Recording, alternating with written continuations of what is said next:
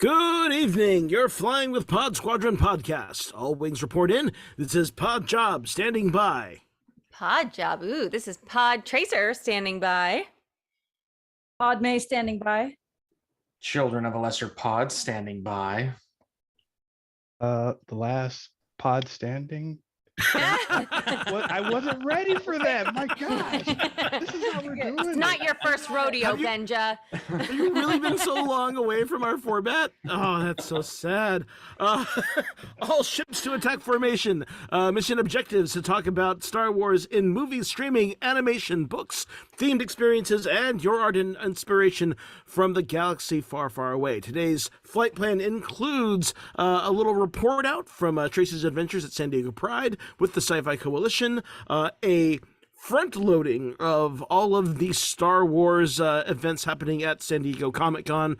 Also, of course, we are rejoined once again with one of our founding members here. Benja is back, and a special topic discussion.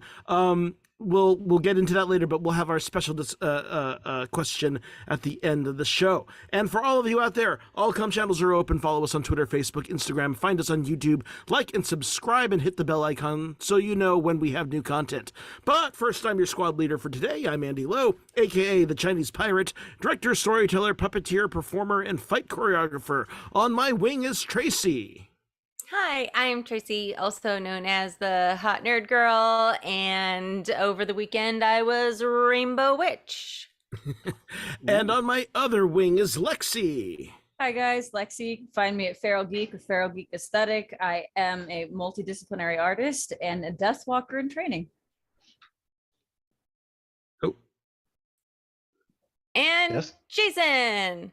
Ask me what that is later. Jason, film guy, nerd guy, collector guy, Beyond Forever Studios. Hello, gang. Hello. And auxiliary support chips from Benja. Mr. Benja here at Mr. Benja. Hey, everybody, glad to be back with the back with the Pod Squadron crew.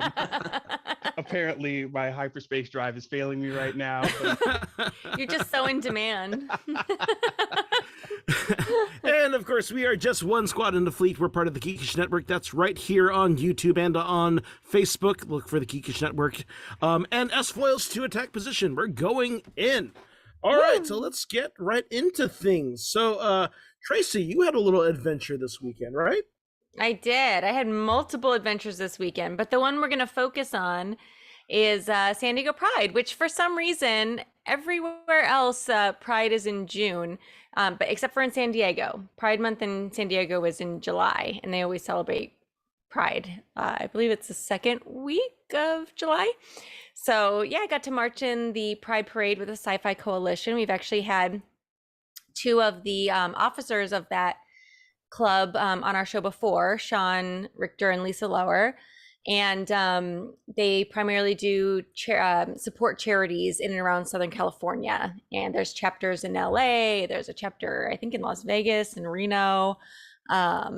They're not quite as active as our original San Diego chapter though, but yeah, it's our we've been a club for 5 years and it's our first time marching in the Pride Parade, so we really rainbowed ourselves out, and both of our Captain Americas were like, woo, we'll take off everything except for our suspenders, and so they were a big hit. It's America's ass. It's America's ass. Actually, funny enough, one of the Captain Americas, the one who was like definitely like the most popular person in our group, he was actually really concerned about dressing as Captain America with the current climate, political climate, and you know what Captain America can kind of represent to some people. And, you know, we were like, actually, you know, like not including like the wackadoodle Hail Hydra Captain America, like that's exactly what this country needs right now, because like the real Steve Rogers, like he would be there. And so so he really like dove in head first, and there was a lot of Star Wars. We had some like full-on bedazzled Boba Fett's in our group, both a female and a male. Actually, the two that were on our show, and they were, I mean, full-on bedazzled. Like they spent so much time bedazzling these outfits. And the 501st was there. They were marching. I had a friend who was one of the Imperial Guard in her red, and it was very hot. So I can only imagine how hot that costume was for her. But Darth Vader had a rainbow cape instead of a black cape. So yeah, it was a lot of fun. It was my first big venture out with the Sci-Fi Coalition since COVID started, and I was a little worried about it, but I thought maybe this would, one, it was outdoors, and two, and if you see any, most of the pictures of me, I'm like far away from other people. I'm like 6 feet away talking to them. But I figured it would be a little bit of a warm up into going into Comic-Con weekend, since I am going to Comic-Con and I'm very stressed about it. As we all reacclimate ourselves into society. I'm gonna try not to wear a full-on hazmat suit to Comic-Con, but maybe we'll see. Actually, but I, mean, I will say it is kind of fun to see. You know, I mean, obviously, that Disney has been making great efforts to embrace what represents a very large chunk of their core audience. And we've been seeing in the actually a lot of merchandise, and that stuff is stuff that you can't, design and manufacture this stuff quickly. But I mean, clearly premeditated to go all in for Pride this year, because there are whole Pride lines for all the Star Wars gear. There are full Pride lines for all the Marvel stuff. It's very interesting seeing a lot of that around the parks and all the merchandise. There was definitely some like the people marching right in front of us were like a Botox office. So there was definitely some like that where I was like, and like the Hyatt had like a float. So there was a few that I was like, this is very corporate, but at the same time, hooray. right. But at the same time, I thought, well, I mean, when you think about it, like, Dax kissing, her former, symbiont's former spouse, and right, like Will and Grace, even Ellen, like these were a big deal. I mean, it still in the grand ruined scheme of things, very recent careers. right? Yeah. And I'm like, I feel like it's almost, in some ways, it's better to have these companies like vocally supporting than it is to be like corporate, so I don't know, it's a balance, right? You got to like strike the balance. Yeah, so it is very interesting. But we are moving on to our next topic. Yes, anything else to comment on that? Yeah, okay, so our next topic, so speaking of big events and the kind of warming up, Comic-Con is back. The lines for Hall H are forming as we speak. Are they really already? I'm kidding. I don't know. But I mean, having camped in Hall H line, I would fully believe that. Well, if you just look behind Jason, yeah, there's about 4,000 people behind me right now. they're on the ceiling. What are you saying, Benja? Camping out early is totally a thing. We tried that one of our years down there, Andy. I don't think you were with us, but when Theo came by, my co-host on Show versus Business, when he came by, what we actually did was early one morning, because I live down there. Early one morning, I think it was either Sunday morning, I believe. Yeah, and we kind of drove down there, and there were just people walking around talking. Like, what's this? Oh, this is the Hall H, hangout group, and I was like, whoa. And now kind of looked at each other like, maybe we should go grab a tent. Maybe we should hang out. It's totally an early thing, but got to get some Twitter reports to see if it's real. It's so different now, though. Like back in the day, like you would take turns camping out. Like you would have like your time slot, and now you don't know when they're going to give out these They started this wristband system, so you don't know when they're going to give out these wristbands. So you have to be there the whole time, and then 30 seconds later, it's online. So I'm like, okay, why? Why am I doing? I'm old now. Too old. I mean, I am old enough to remember when you could just saunter into, and at the time I don't think they had started like established Hall H yet. Like I mean, I think I remember like maybe was it Ballroom 20 back then? It was like the Ballroom 20, the Indigo Room. Yeah, and I mean, I remember like you could still saunter in. Yeah. Like if you happened to show up early enough. And then once you were inside, then you realize, oh shit, I gotta stay here. I can't leave all day because the line will form. I remember waiting 20 minutes for panels, and then they would hand you because they felt bad that you were hanging out for 20 minutes. Yeah. And now there are full like campgrounds outside. Yeah, my first Comic-Con, I walked up and I bought a ticket for the day. That's how long ago my first Comic-Con, so it's like, used to be like, oh, Saturday, I'll just go. One, please, bye. And that was it. Not no more. So I feel like the last couple of years, Hall H, they've actually been trying to get people to go in. I think a lot of people gave up on camping. Yeah. Really? I did that once. Yeah. And and I didn't even know what I was waiting for. And then I got in there and I was so stoked. And then the first thing they showed was Twilight. I was pissed. So, Okay, so Twilight was actually what changed everything for Comic-Con. Before that, you could get tickets day of, and all the Twilight people bought tickets, and they were screaming, and that was what started the modern day Comic-Con, not being able to get tickets and all that as we know it. once again, it's my fault. So, no, I do actually. I remember the first crush of humanity I ever experienced at Comic-Con, and it was because Jean-Claude Van Damme showed up unannounced, and he was on the floor, and just the crowd just swept me up, and I was like in a mosh pit all of a sudden. I was like, oh, I can't go anywhere, so I'm just gonna stand here and like go where they push me. But Well, now the whole thing is a mosh pit, so it is a thing is a mosh pit. In hazmat suits, but there is a lot of actually Star Wars stuff, and not all. Usually they pick a day to be kind of their Star Wars day. It seems this year that day is Friday, but it actually kicks off the previous night on Thursday night. Ashley Eckstein, who has her universe. Which is the clothing line and fashion line that many of the properties are licensed in designs inspired by Star Wars, but with a more feminine aesthetic and kind of couture aesthetic. The Her Universe fashion show will be on Thursday night at 6:00.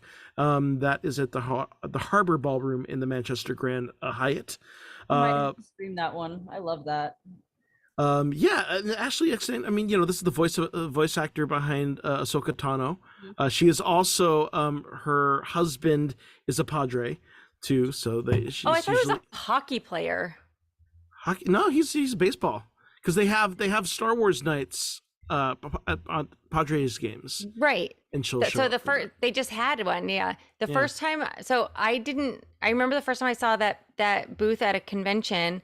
And she was sitting behind the booth and with her husband, and there was like one person helping them. And I went up because they had a Star Trek sweater. And so I went up and I was talking to her about the Star Trek.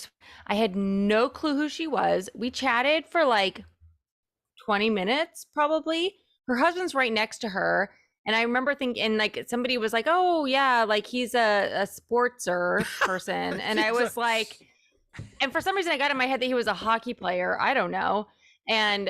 But it was like nobody was crowding around her or anything. Like we were just chatting, and she was super nice. And I was like, well, that's cool. And then like I didn't end up buying a sweater because I was broke. But I was like, I think you've really got something here. You didn't even buy her sweater. I see how it is. Yeah. Then like the next thing I know, she's in Hot Topic, and I'm like, and then I'm like, they're like, she's the voice of Ahsoka Tano, and I'm like, huh. All right. That fashion show actually ended up on my radar, not even because of anything Star related of either kind, but because of one of the I'm trying to remember the cosplayer's name, but she did a phenomenal pink diamond to rose quartz transition dress. Steven Universe. Oh, nice. It was just so incredible. Well, definitely check that out. Look for that. Again, that's on Thursday night. Then, okay, so the stuff for Friday. So there's a bunch of stuff. I'm going to speed through a lot of these because there's so much. But some big ones. There is a panel on Friday at 12 p.m. This is the Star Wars and Fandom, the early days. And this is going back into the archives of Lucasfilm with Craig Miller, one of Lucasfilm's original director of fan relations, kind of looking at the history of the fandom and all the promo that they would do back in the original trilogy days back in the 80s, my childhood. There's also a big panel for Lucasfilm Publishing. So look for that on Friday at 1:00. This is all of their, as they continue to kind of roll out the second wave of all of the High Republic books, as well as some of the other things going on.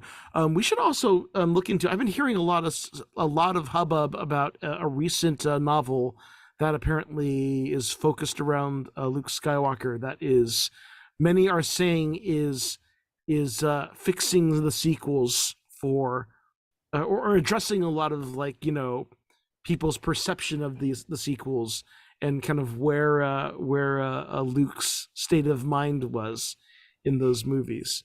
Can't remember what it was called, Shadow of the Sith or something like that. Let's see here. Also Hasbro has a panel 2:00 on Friday. They're kind of rolling out all of their new designs and new toys that are coming out. Let's see here. Force of Star Wars Legion. This is a tabletop game from Atomic Mass Games. It has a panel from 3:00 to 4:00 talking about that. Star Wars trading card collecting at 5:00. Let's see here with David Newhousel. Am I saying that? Newhousel? Oh, that's a friend of mine. Oh yeah. I keep talking about we should bring him on the show. He's the card expert. Well, trading apparently card he is an expert. expert because he has his own panel. So is Andy pronouncing it right? Yeah, Newhousel. Yeah. Sorry, I was kind of zoned I out need for to a say it second, like this. responding to Paul, and all of a sudden I was like, "Why are you mentioning David?" Anyway, he's great. So check out his panel, 5:00 on Friday. Also, the 501st, they have their whole costuming panel on Friday at 6:00. There's I love like all the really esoteric like fan discussion ones.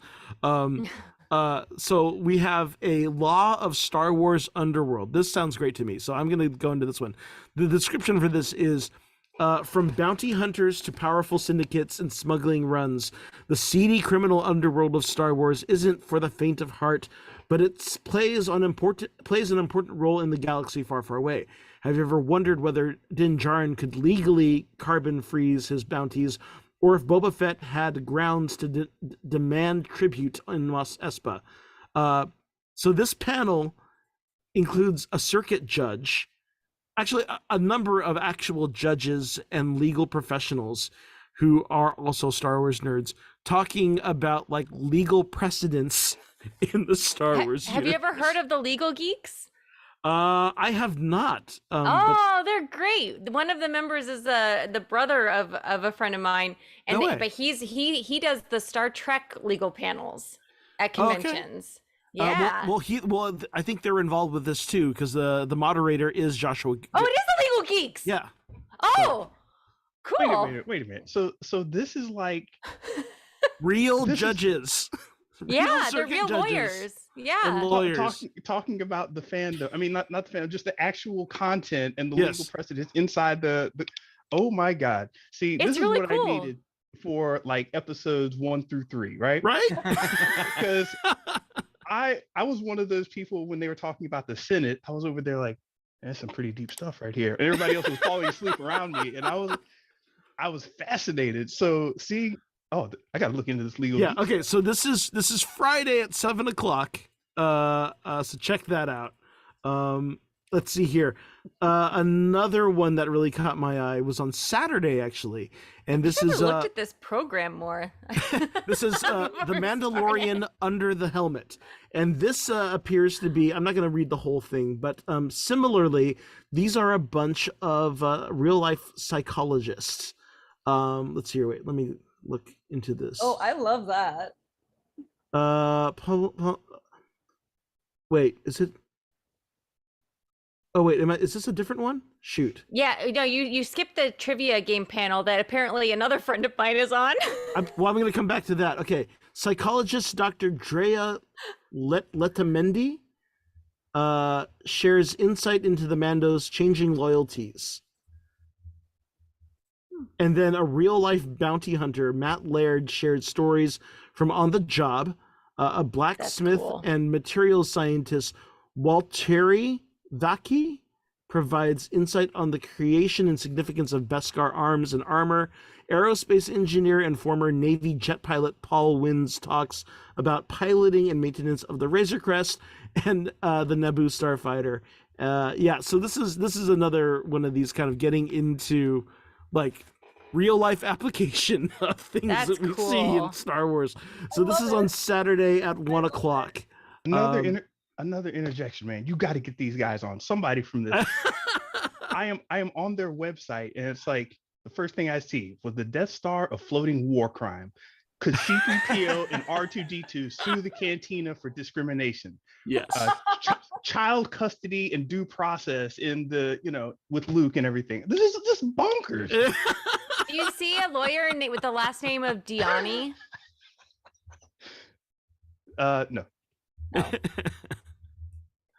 Okay, and then of course the last thing that we'll mention here is the Star Wars trivia game panel. So this is also on Friday at 8:00 p.m. This looks to be just a kind of game show style fan night with trivia. So if you want to test your skills, you should check that out. 8:00 on Friday night. Lots of stuff. Of course, I will be there. Tracy will be there. Jason will be there. If you bump into us, if you see us, come say hi. Yeah. If you my see me, camera. don't approach me. No, I'm kidding. Oh, I will say, don't try to hug me, please. Like sometimes people try to hug me. Please, please don't try to hug me. Fist bump me.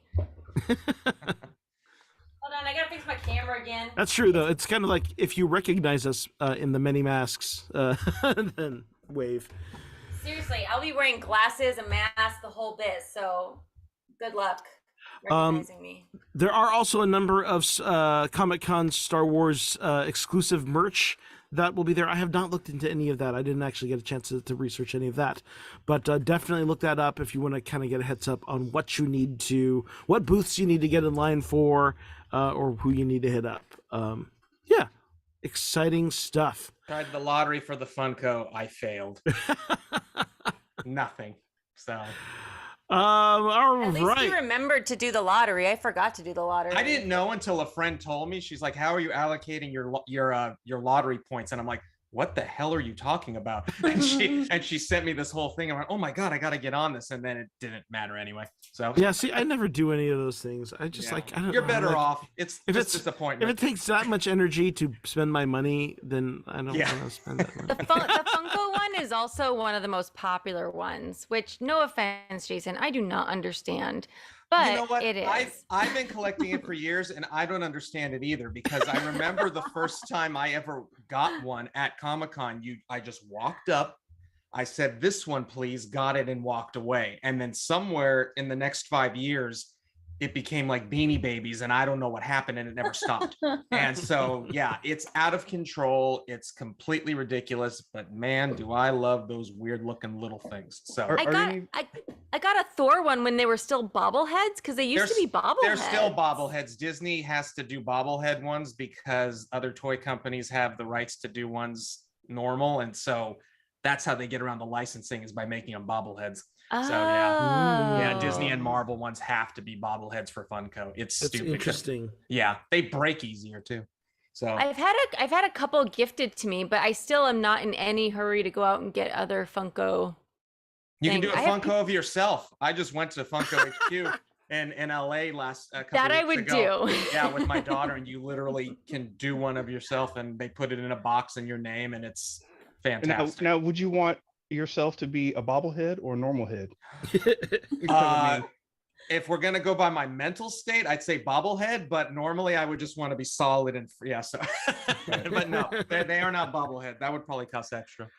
I mean, it is interesting to me because I keep thinking back to like some of the Scott McCloud understanding comics kind of theory that he has in terms of you have that triangle of an image as it becomes more photorealistic or more iconic, or more symbolic, right? And the sweet spot of what makes something cute is as it goes more iconic. There's like a sweet spot in the middle of iconic, symbolic, and photorealistic, where it is recognizable enough to be recognizable, but distorted and simplified enough to be cute. Then Funko absolutely hit that sweet spot. Yeah. Well, and you get these artists like Lord Mesa and Patrick Ballesteros, who have kind of found that sweet spot too, and so their art is really popular. Yeah, I'm not sure actually how they ended up in the mainstream, because I mean there have been plenty of Chase collectibles and series of many different types, and somehow all of a sudden Funko just started outside of the Chase community. Because I remember I was into I was buying Kid Robot toys. I was buying stuff from I was checking out what Toy Galaxy was doing. There was the Tag Toy Art Gallery on Melrose. I would spend far too much money and time trying to like catch these collectibles. And Funko somehow came in from the side and was like, yeah, we got an exclusive deal with GameStop. And we're like, wait, what? Why am I going to GameStop to get anything? For me, when I knew it jumped the shark, as it were, was when I was trying to get all the pops from Stranger Things season 3. And it's like, oh, there's one of Steve in his Scoops Ahoy outfit, but you can only get it at Baskin Robbins. And I'm like, I gotta go to a fucking Baskin Robbins to get my Funko Pop. I'm like, this is ridiculous. And I went, and there it was. And That's now pretty it's awesome. like, That's just too much work. it is I'm too much work. sorry. That's why sometimes eBay, for much as the pain in the ass that it is, expensive pain in the ass, it's actually the way to go. Because if you really want them all, someone's got them. The work is fun because when you ever wake up one morning and there's like a line of 5 people outside of Baskin Robbins before it opens, you created your own little new community. They're like, why is this guy waiting at Baskin Robbins at 7:30 in the morning? He must really want some Rocky Road. So there is only one Funko that I sought out. Other ones that were gifted, but I did seek out one Funko, and it is a Funko of Mickey Mouse driving a Jungle Cruise boat. Yes. And honestly, I love it more for the Jungle Cruise boat than I do for the Funko Mickey sitting inside of it. Right. But yeah, I've got kind of an Adventureland bathroom with various kind of tiki mugs with plants growing out of them, and it's a good one. I have it too.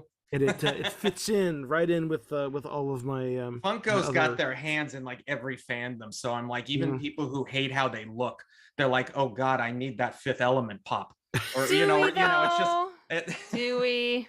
Well, not everyone. I mean, we are a very select group, but I mean, like a lot of people I know, they're like, yeah, I really need to get all the Seinfeld pops, and I'm like, yeah, okay. But also, you figure like, Sanrio is probably kicking themselves. So like, if we just like made it Hello Kitty eyes, or any character, and just worked on getting those licenses. Oh my god. They You know what? had All that these gold mine.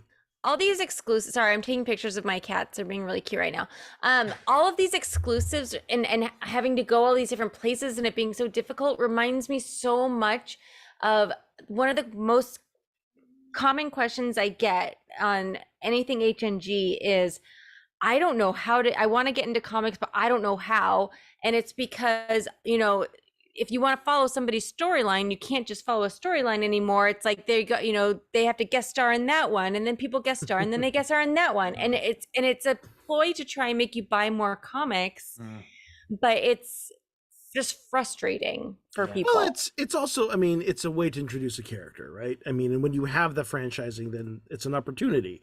But that said, I feel like there are plenty of indie publishers who are, having self-contained single stories. Well, that's why I've been doing more and more independent comics rather than the mainstream comics.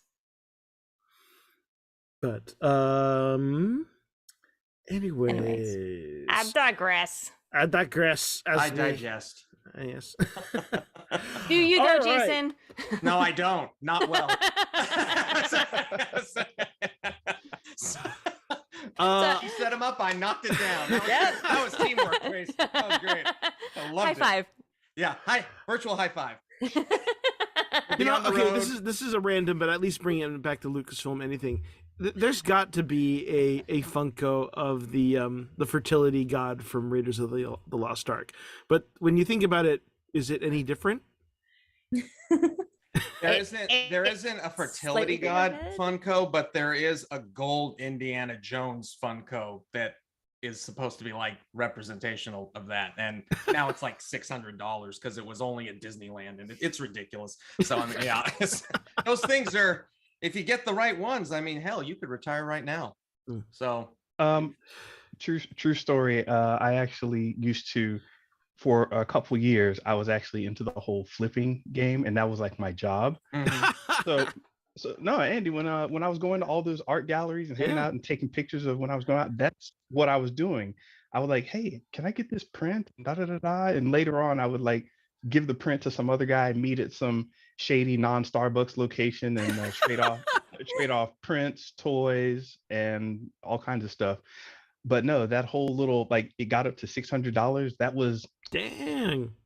That was the whole thing. No, I mean, it but is. that's, you know, but well, there and are- interesting enough though, that I mean, that is very much also a lot of what you're doing right now, right? In terms of these discussions about marketing and brand, and particularly as it pertains to art and pop culture. Do you want to talk about some of that? Yeah, sure. So I'm a game designer, developer, and just general creative by nature, and I've been doing that for a long time. And at some point in my video game career, I started working with these different companies, and these in the marketing departments. They're like, "Well, hey, we need to make sure that we have this kind of character in here so we can do a poster." And I'm thinking, they're about to change the game design because of a poster, and they're like, "Trust me." And I was like, "I don't trust you." And that kind of led into my whole push into the marketing, show versus business side of things, which is the name of a podcast I do now. And it really got crazy and just like, oh my gosh, there's so much out here to understand and learn about this whole marketing push side. And you know what, Andy, a lot of our arguments that happened during the great fan base wars of 2017, Yes. a lot of our arguments actually came from that, because I'm like, well, you know what? I've been reading these marketing books and talking to all these people, and they say this, and you know, you're like, get out of here with that evil marketing talk. You know, like, hey, it's marketing, sales, brand. I don't know. Hey, I was never anti-marketing talk. In fact, because I remember reading the Experience Economy, like right when it first came out, and that was okay. Now we're getting into like, you know, business and theory and marketing theory, but you know, so the Experience Economy was a book that written in the early 90s, and it was really just trying to codify what is like the basis for all branding and marketing now, this idea of how you generate perceived value by selling the personalized memory of a thing over the actual like hard value of it, right? Because something has more value when you have an attachment and to it, and that kind of permeates everything at this point, it seems. Is that why I can never throw anything away? Yes, you have been branded. No, you're a hoarder. Seared Tracy, into your that's mind. I am a little bit of a hoarder when it Yeah. comes to certain things. You're in it's good true. company, so yeah, that was not a slight. I'm right there with you. I mean, shoot, man, I just not only like a week or so ago, I spent $30 to buy a soda so that I could get the quote unquote sippy cup, which is not really a very useful sippy cup. Is that the Mjolnir one? But it is well, there's that one too. But it's because it's shaped as one of the turtles from the Main Street Electrical Parade. Oh And yeah. it's got a little button that it lights up in little dots. And because that is attached to memory and, you know, Yeah. deep nostalgia of that freaking parade that, you know, they just cannot let go of because there's just too much nostalgia. I mean, they have made far more technically advanced and better parades, but that Main Street Electrical Parade has so much to the point that it's now like the parents have to bring their kids to this, and it's more personal to them, like, you know, passing on mythology, right? Ladies and gentlemen, boys and girls. Yeah, meanwhile, BB-8 sippy cup aside, it seems like there's so many sippy cups and popcorn holders now. Like, where would you keep them? What would you do with them? Yeah, that's how you get drunk at events and no one really bats an eye. They're like, oh, there could possibly be vodka in that BB-8. Oh no. That's an amateur move. You need 5-hour energies, and then you fill them with alcohol instead of 5-hour energy. Here's my Doctor Strange popcorn bucket that I spent $95 on. So I was like, this thing was better than the movie. So I mean, Multiverse of canola oil. Now, Hey, speaking of Multiverse of movies- Madness was amazing if you like Sam Raimi. No, I actually did. I actually did. Evil Dead, Army of Don't talk Darkness to me is one about of my favorite Multiverse of movies. Madness. I'm really, really mad about what they did to America Chavez. I don't. Like, can Oh, we move on? I don't actually Yes, like. yes. I'm pissed. I'm Oh, pissed. I don't want to talk about triggered. it. Okay, let's go. Let's go. I'm Let's So move really- on. so I really took quick, it very Andy, personally. I've read her comics, and I don't like what they did to her. Benja, what'd you think about Obi-Wan? Yes. Sorry, Lexi. I don't want to hear about that. I want to hear about what Benja thinks about I'm so Obi-Wan. sorry. Yes, thank you, please. Good I have cheat, a Mickey good Mouse cheat. popcorn bucket. He's great. So check it out. Popcorn bucket. I agreed with you that it's better than the movie. It was. Obi-Wan. I want to hear what Obi. Benja has to say about Obi-Wan because we haven't had a chance to talk Yes. to Benja about Obi-Wan. Yeah, so I'm I sure don't he know has what kind of trap. feelings. I don't know what kind of trap I'm walking into because I did not hear your guys' responses while it went on. But speaking to what Andy brought up about the branding, marketing, and everything, we've been talking about this evolution of storytelling and the way they're telling stories now. And it's not just that storytelling is evolving because it should evolve.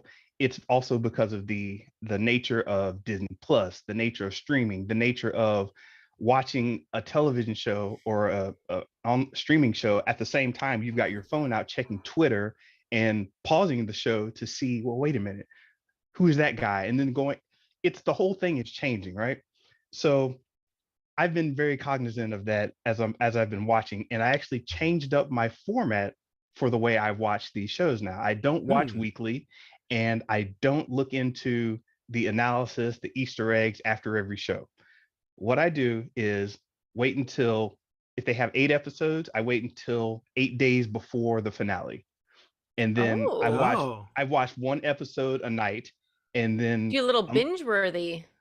yeah, right before so we ended up watching the finale at the same time.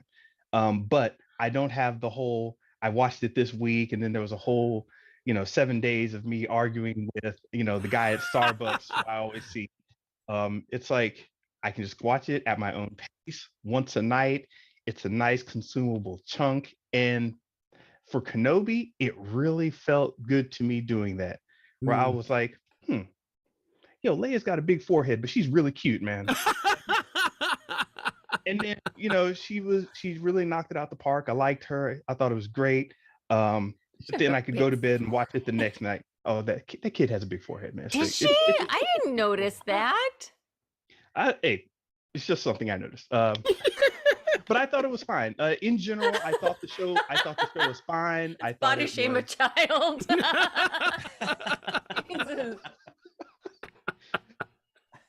Jesus. Throw into her forehead someday. Yeah. It'll be great. It'll be like Rihanna. We love her. Yeah.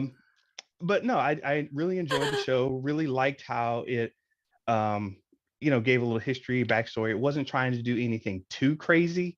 Threw in some characters, from the Filoniverse, and people enjoyed that. I thought that was nice. I didn't have much of a problem with any of the, they were saying about, the race character, that her hair was a little weird or whatever. That none of that actually bothered me in any way. So I was like, okay, I'm good with this. Which character? About Reva.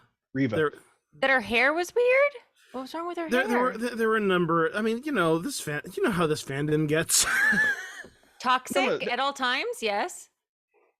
Hey, toxic at all times. Tat. Yes. Yeah. Acronym for that. Tit for tat. I've got tits for tat.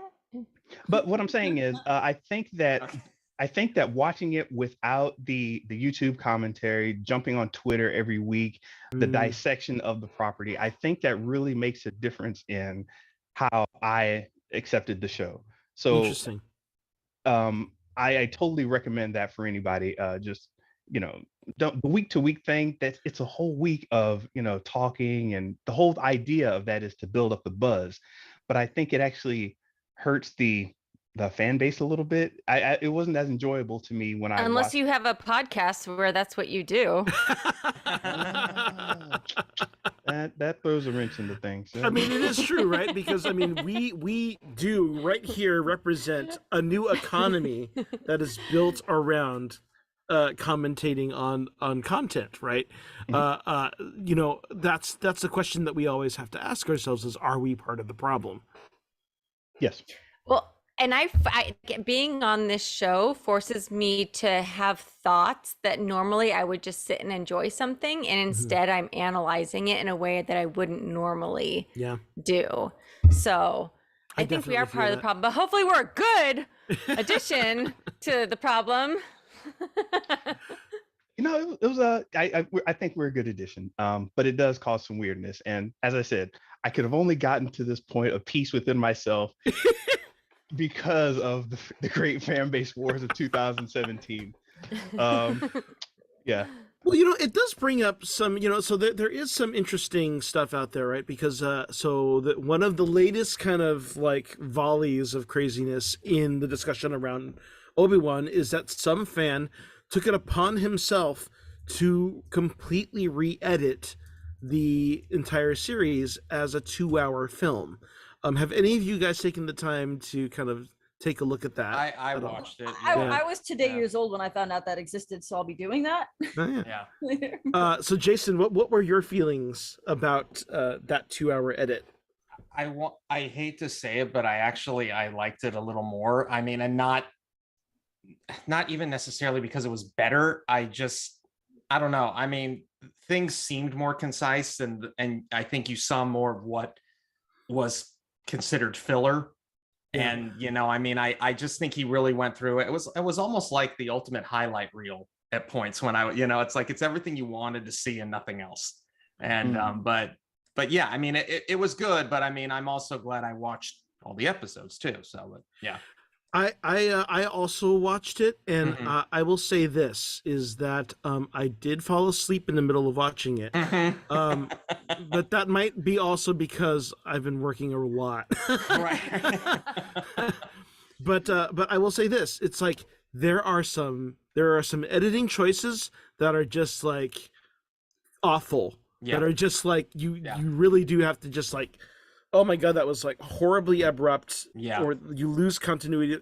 But to your point, Jason, I absolutely agree. Where you definitely there are side subplots that are basically removed. There are ways in which you know, I liked the character of Riva. I actually had no problem with her performance. Honestly, I mean, this is Star Wars. It's space opera. You can be operatic, Right? But I will say she is way scarier when things are tight and concise. Yes. Because you know there is. I mean, honestly, I would say this helps her character. This edit helps her character more than it helps anything else. Right. Because her kind of redemption villain, her villain to redemption arc has so much less time to question kind of her action, right? So that everything is kind of a straight through line for her. Yeah, I agree. I feel it is worth taking a look at. Yeah, but I also don't think it's definitely does not replace. No, the series. Not at all. But yeah, no, I very valid points and agree too. Yeah, there definitely were boring parts, and being an editor myself, there were definitely choices. I'm like, oh, yeah, like why did you do? I mean, like, I actually made that exact noise a couple times. I was like, that was so jarring. What the hell? I mean, maybe it's because he actually didn't have the shot that he wanted to cut to. Yeah. So it's like, you know, well, I'm gonna work with what I have, and oh, that looks terrible. So I mean, but I appreciate it as an experiment, and you know, and what it was. So yeah. So let me ask you this. Well, with that, you know, with the full series or the edits, does this make it any more meaningful?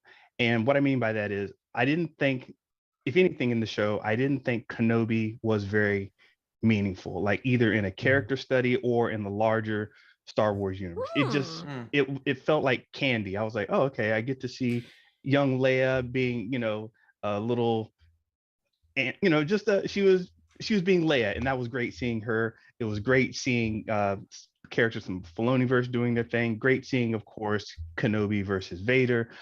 But the whole thing felt a little meaningless and unnecessary. Empty calories. What there was a thread that went through it for me, Benja, because I agree that there were some things that were frivolous, but the thread that was going through for me was watching Ewan McGregor go from the prequels Obi-Wan to slowly over each episode becoming the Alec Guinness Obi-Wan. And that to me was so meaningful. Oh, sorry, you're not done. No, it's okay. I just had a visual of him with the beard. And doing this thing. To me, what is meaningful about the show is taking this little aspect of it that becomes very relevant in our kind of current cultural zeitgeist, right? Of when, and granted, we are right now, and not to get into too political, but it's like, if you even just take a second to listen to NPR and what is the latest coming in on the January 6th things, it is bonkers insane. I'm watching every single hearing. And it's bonkers. It's crazy because it's like, you can't write this stuff, and it doesn't. None of it feels real, and you are having the cognitive dissonance of this is extremely real, so that was another thing where I'm seeing, using the character of Obi-Wan and his journey to regain hope in the face of having helped raise Space Hitler, and kind of coming to terms with his complicitness in that, and finding a new way to kind of keep moving forward and find hope. Like that is the relevance for the culture. Does it give us anything more or new in Star Wars? Yeah, this is a reason why this part of the story was skipped over, certainly. But in terms of serving the zeitgeist now, I feel its relevance, right? Is serving the zeitgeist now a way of saying fan service? No. Oh. I don't think it's fan service at all. I think it's going, it's the kind of the thing where when you look at horror movies, right? And the reason why Jordan Peele has taken over the entire horror genre is because he's managed to tap into the real anxieties of our time now. Because, honestly, prior to a lot of his contributions, a lot of that whole genre has gotten so stale because it's like, just do another slasher. And it's like, it's not tapping into what is the real, like anxiety of our time, right? That's why the Bryce Dallas Howard social media Black Mirror episode stands out so much in my mind too. The whole Black Mirror series, absolutely doing that. It's back to what Rod Serling was doing, right? It was tapping into the anxiety of the time. At that time, it was the dawn of the atomic age, and a lot of scientific advancement before we quite understood what the social implications of it, right? Black Mirror was doing that. We are in a time of tumult, right? For that matter, Star Wars was really trying to find a way to come to terms with not only the narrative of the Revolutionary War, because it was at the time of the bicentennial, but the parallels of the Vietnam War, right? So there is that of tapping into the zeitgeist, and that I think is what makes it relevant. I'm inclined to agree with you, Andy. What you just said really brought to mind something from directing school, which my multiple teachers that I really respect and have done really great work kind of hammered into us directors anytime we would pick a script, because picking a script was part of the class. And they'd be like, okay, so then why this story at this time for this audience? And if you couldn't answer those things, then you'd have to go with a different script. They'd be like, maybe pick something else. And so whether or not Obi-Wan covers original ground, which it doesn't really, at all, like you said, there's a reason that they skipped that. It does successfully answer why this story for this time for this audience. Yeah. Was there too much of a focus on Riva then? No, I actually don't think so. I don't think so, because I think it's important in this day and age when a lot of people are clinging to views that were, you know, There are a lot of cognitive people right dissonance, now who have been radicalized that have now been who That were are now there on questioning. January 6th Mhm. and have now been called Antifa and are having existential crisis because their leader called them Antifa, right? And then you've also got people who have been kind of encouraged to take on more extremist views, who've maybe been behaving in ways that now gives them an opportunity to pause and stop and look and be like, have I become what I hate? You know, Yeah. modeling Oh. a character that, Blue Lives Matter and then attacking cops. I don't know what that. yeah. So, you know, Mm. like, I think it's really important in a culture that in the mainstream likes to be right Yeah. and doesn't want to admit weakness, doesn't want to admit fault, has a lot of trouble admitting, oh, you know what, I got new information and I was wrong, my views have evolved. Showing a character that's able to do that, I think, is really important. Whether or not people will pick up on that, I don't know. And also allowing that character to have that evolution and say, okay, you're putting the work in, you can now be like I'll work with you now, right? I think that a lot of times people forget to do that as well. And I thought that at the end that Obi-Wan doing that with Riva was demonstrative of, in our culture, we need to accept that people can grow and change. If we don't accept that they can grow and change, then what is the benefit for them to even start that process? What's the motivation for them? If nobody's going to accept that, then why bother? We want people to grow and Embrace see the light side. light. Right, exactly. I have to go. It is 7:30. And with that, On mic that drop. You guys can keep talking and do crosstalk, and I'm gonna peace out. I'm Hot Nerd Girl. Peace, y'all. Okay, bye. Love you. See you at Comic-Con. See you at Comic-Con, Tracy. Awesome. Any quick comments, Jason or Benja, before we bring on the others? No, well, as I said, I did actually enjoy it. But I'm watching all of these interesting moves happen, as you guys say, what's happening in the real world, relating it to what's happening in the show, relating what's happening with technology, the economy, how we're getting all this media out. I actually think Kenobi did an excellent job of landing in the midst of all this and providing something that bridged a lot of rivers. I agree on that too. Yeah, in terms of kind of creating a bridge, particularly from prequels to original trilogy. Yeah, and I think we're gonna see more stuff with Andor as well. But let's see here. Do we have the folks from Geek Beast with us? Voice of Rod. Oh, it's exciting. Yes. All right, so I think we're gonna bring them on as we close out the show. What's going on? Hey Chuck, how's it going? It's going well. How y'all doing? All right. So let's see here. Is it just you or do we have others? Courtney will be on here soon. Right on. Yeah, Okay. she'll come in. She So just texted me actually. Let me see what she said. have you been listening in to our discussion at all? I have. You have. I have been listening in. Oh, I gotta watch that. So Charles I'm is gonna Charles is watching.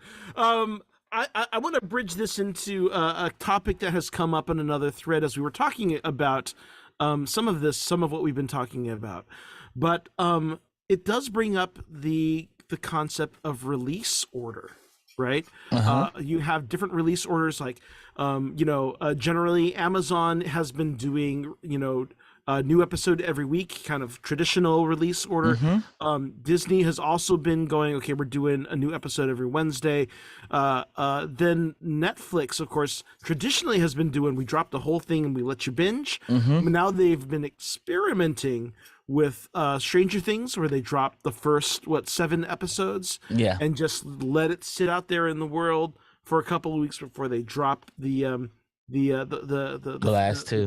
the last two finale, which in effect actually is kind of similar to what Benja you were doing, you know, in and of yourself, in terms of experience of you know, kind of holding out there, and it does bring to the question of, to me, is at what point does release order or release style become a factor in the director's palette? I think it's almost instantly. I think some directors know, like the series that drop week to week, they treat it like more like traditional television. Mm-hmm. So they had the same pauses and the same commercial breaks as they were on television. Versus when Netflix dropped week to week, they were pulling in a lot of content from other parts of the world as well.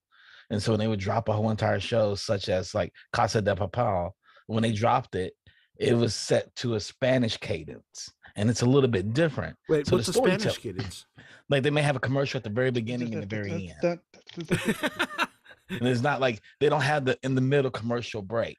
Like I was watching Kevin Hart's interview on Heart to Heart with Jay-Z today, and I swear it broke every 5 minutes for a commercial. And I'm like, I'm watching this streaming. Why is there these breaks? Why is Kevin saying, hold up, we got to go pay the bills, then comes right back to this show?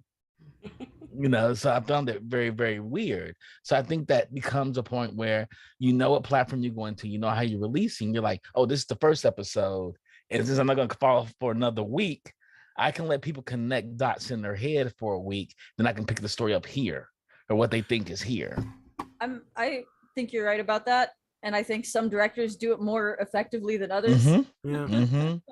Well, Yes. that's the thing, right? Because I mean, at this point, it's not something that directors probably don't have control over, because the producers or the distributors are basically in control of, and they're deciding, you know, what the best way to do this is, Yes. right?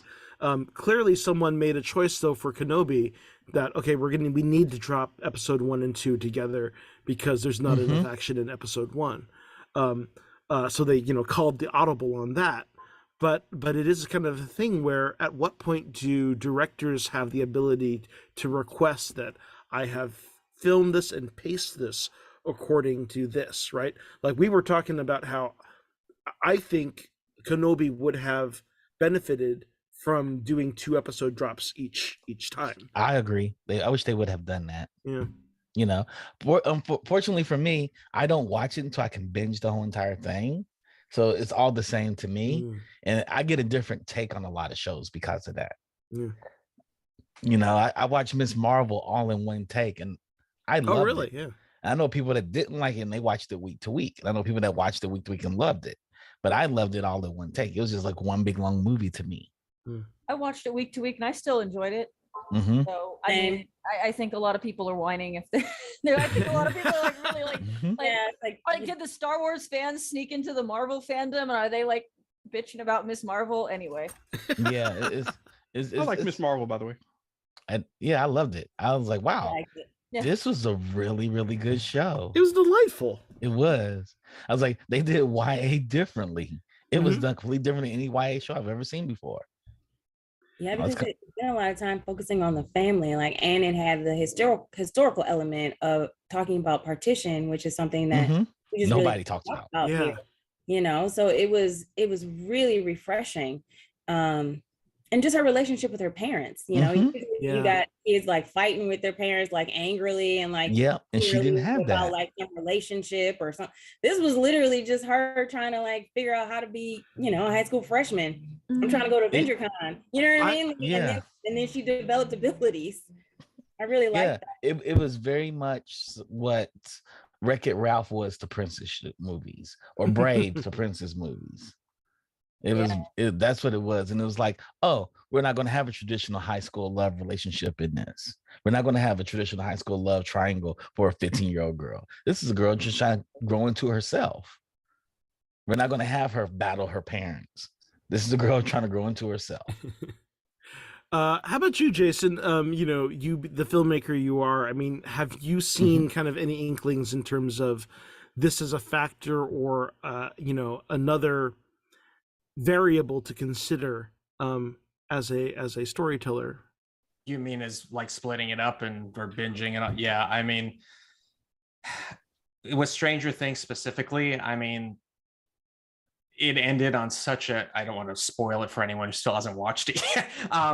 For where it ended, like, I was a little miffed. I'm like, oh God, why didn't you just put it all out like you normally do? And then I had read later on that those 2 episodes didn't even come out when they did because they weren't done with the VFX yet.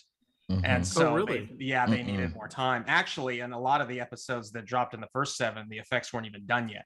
You know, because they twittered about that. And I was like, well, I couldn't tell you where, you know, I mean, Vecna still looked great.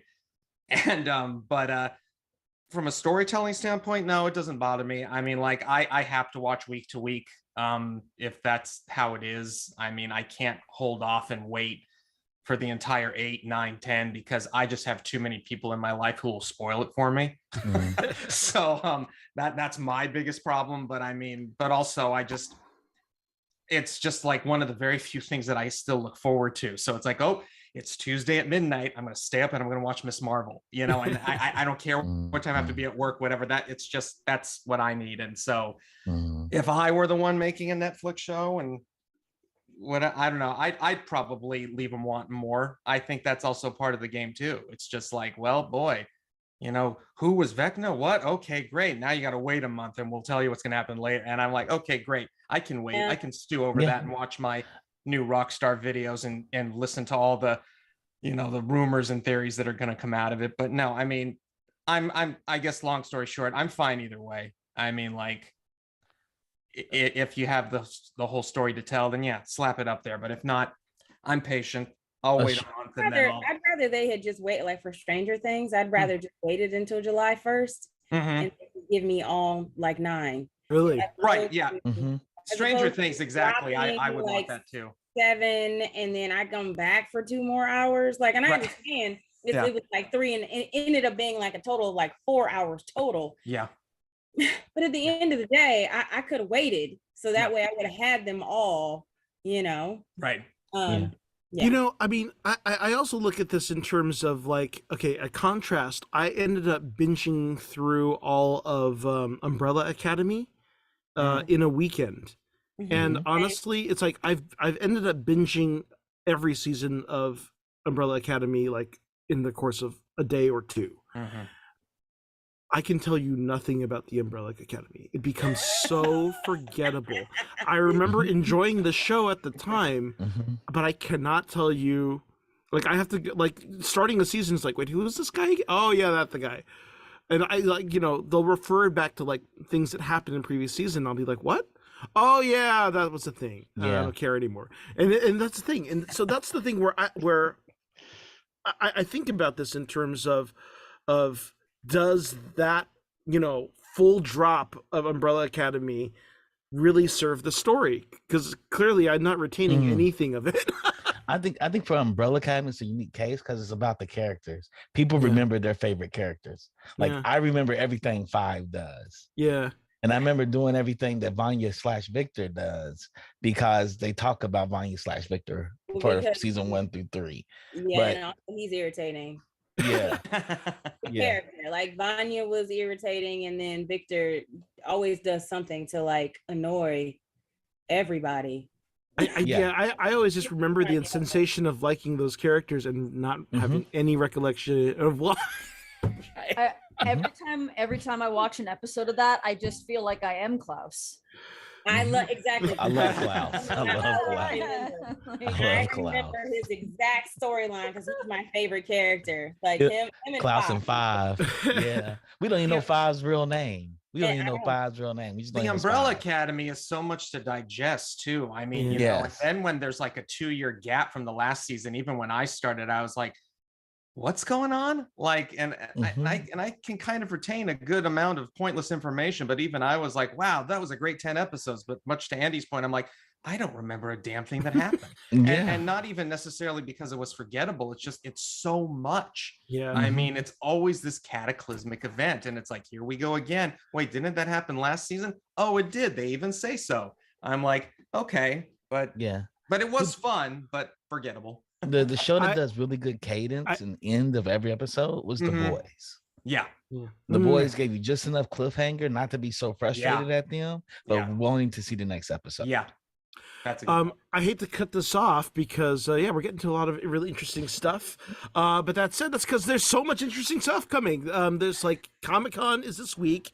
Every fandom imaginable is converging, talking about everything from the law of it to the psychology of it to like the craziest minutia. So I'm sure we're gonna have more to talk about in the coming week and the next week when we come back. Very quickly, one thing from each person. What's the number one thing you're looking forward to announcements about at Comic-Con this week? Start with Lexi.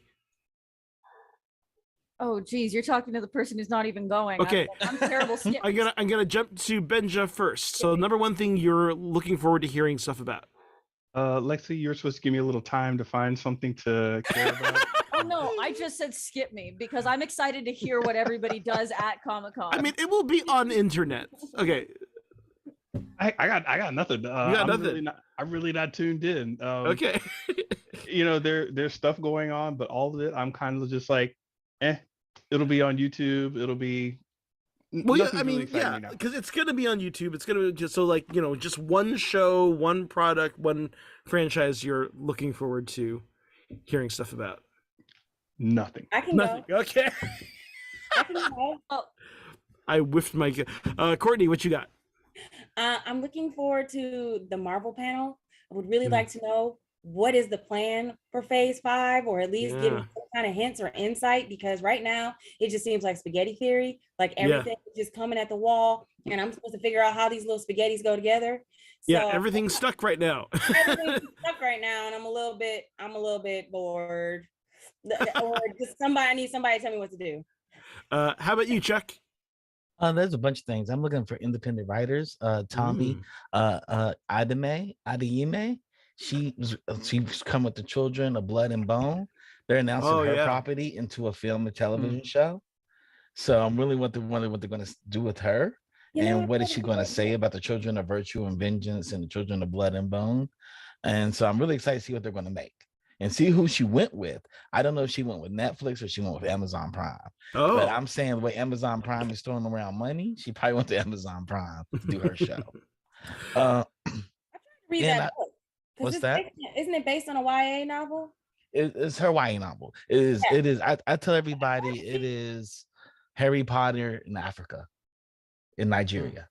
Yeah, I think Lucasfilm was supposed to adapt that at one point. Unfortunately, that Lucasfilm, and I know she came to Netflix, and because she wanted to do more, she has a whole world apparently she built out for it.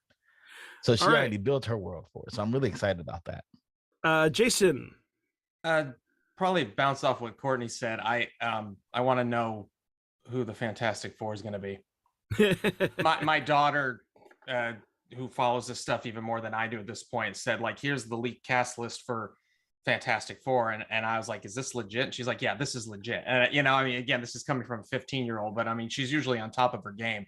So if that's true and that's what they announce, it's going to be I'd like to know that leaked cast list. I trust her more than me, so I'd like to know what her leaked cast list was. You know what I really want to know? She follows, I don't even know what, because she'll just send me links and I'm like, what is this? And she's like, just read it. And then it's always like just movie stuff. And I'm like, that's great. But yeah, I mean, it should be interesting if that's what it proves to be. But I have a feeling they might also save that for D23. So we'll have to see. Yeah.